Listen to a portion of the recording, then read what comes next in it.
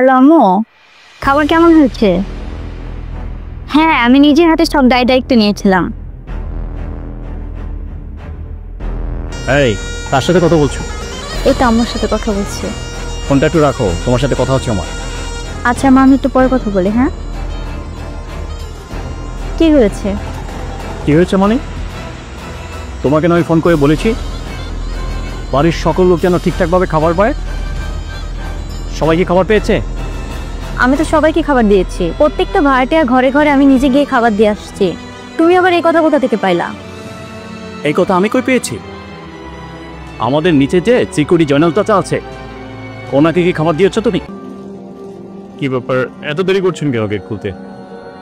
একটু খাল ব্যবস্থা তো। ও আচ্ছা, ভাত খাচ্ছেন। ঠিক আছে, ঠিক আছে, দিলে ই করেন, ভাত খান আপনি।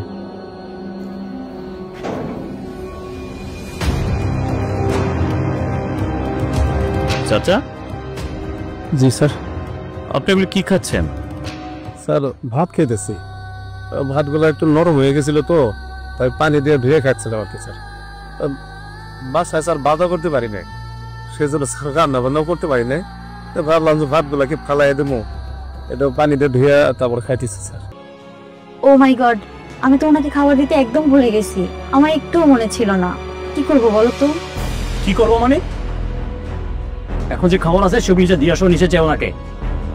উনি কাঁচা মরিচ দিয়ে পান্তা ভাত খাচ্ছে। খাবার যেগুলো বেঁচে গেছে ওগুলো তো আমি আমার বাপের বাড়িতে পাঠিয়ে দিয়েছি। কি বললো তুমি? সব খাবার তোমার বাপের বাড়ি পাঠিয়ে দিয়েছো মানে? তোমার বাপের বাড়ি কি মিসকিন? গরিব ওরা খেতে পায় না?